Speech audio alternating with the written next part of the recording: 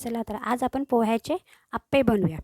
आता हे अप्पे बनवण्यासाठी एका भांड्यामध्ये मी 1 वाटी पोहे आणि ज्या वाटीने पोहे घेतले त्याच वाटीने अर्धा वाटी रवा घेतला आहे. आता हे पोहे आणि रव्याचे जे मिश्रण आहे ते आपण थोडं थोडं पाणी टाकून मिक्स करून घेऊया, जेणेकरून ते एकमेकांमध्ये मिक्स होऊन जाईल. आता यानंतर आपण याच्यामध्ये 2 चमचे दही घालून घ्या. दहीमुळे काय होतं, ते मिश्रण जे आहे ते चांगले फुललं जातं. आणि चवीनुसार मीठ टाकून घेऊया. आता हे पूर्णच्या पूर्ण मिश्रण आपण एकजीव करून घेऊया आणि 10 ते 15 मिनटं ते भिजण्यासाठी साईडला ठेवून देऊया. आपलं पोह्याचं मिश्रण भिजते तोपर्यंत एक साईडला आपण भाज्यांची तयारी करून घेऊया. एका पॅनमध्ये एक मोठा चमच्यावरून एक तेल टाकले. आता यामध्ये एक लहान चम्मचभरून राई टाकूया. आता ही राई चांगली तडतडली की मध्यम आकाराचा कांदा आपण त्यामध्ये थोडासा लालसर होईपर्यंत भाजून घेऊया. आता कांदा थोडा लालसर झाला की त्यानंतर कढीपत्ता आणि मिरची. आता मिरचीचं प्रमाण हे तुम्ही तुमच्या आवडीनुसार कमी जास्त करू शकता.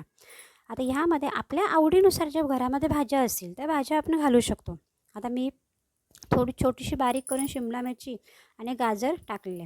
आता भाज्यांमुळे काय होतं, जी मुलं भाज्या खात नाही ती भाज्यासुद्धा आपण यामध्ये जर मिक्स केल्या तर आवडीने ते मुलं त्या भाज्या खातात, म्हणजे त्यांच्या पोटामध्ये भाज्यासुद्धा खाल्ल्या जातात. आता थोडंसं मीठ टाकून मिश्रण हे परतून घेऊया. आता हे मिश्रण काही 2 ते 3 मिनटं परतावे, जेणेकरून त्यातलं मॉइश्चरायझर निघून जाईल. आता आपलं मिश्रण थंड होते तोपर्यंत चटणीची तयारी करून घेऊया. आता चटणीसाठी बघा, एक अर्धा वाटी ओला खोबरा, 4 ते 5 चम्मच मी चणा डाळ घेतली आहे, 2 चम्मच दही, आवडीनुसार मिरची आणि कोथिंबीर आणि चवीनुसार मीठ टाकूया. आता हे पूर्ण मिश्रण आपण मिक्सरला वाटून घेऊया. मिक्सरला पूर्ण मिश्रण वाटून झाले की तडका पॅनमध्ये थोडंसं तेल टाकून, तेल पूर्ण गरम झालं की कढीपत्ता आणि राई आणि जिरे यांची फोडणी देऊन घेऊया, म्हणजे चटणीला एक छान चव येते. बघा, आपली चटणीसुद्धा इकडे एक साईडला तयार झालेली आहे.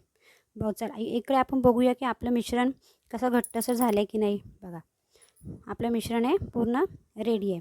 आता ह्या मिश्रणामध्ये सैलसर करण्यासाठी थोडं थोडं पाणी टाकून ते मिश्रण पूर्ण सैलसर करून घेऊया. आता हे मिश्रण जर पूर्ण सैल झालं की त्यानंतर मग आपण जे बनवलेल्या भाज्या आहेत त्या भाज्या त्यामध्ये आपण या मिश्रणामध्ये ॲड करून घ्या. बघा, असं सेम मिश्रण आपल्याला पाहिजे.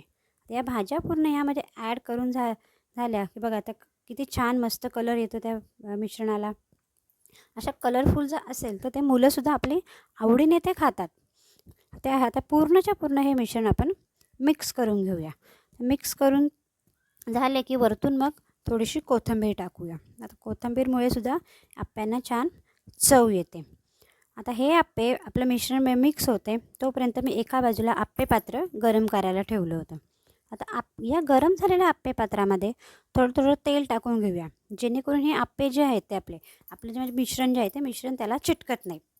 आता पूर्ण आपण जसं सारण त्यामध्ये बसेल आप्पे पात्रामध्ये तसं एक एक चम्मच ते आपण त्याच्यामध्ये टाकत जाऊया.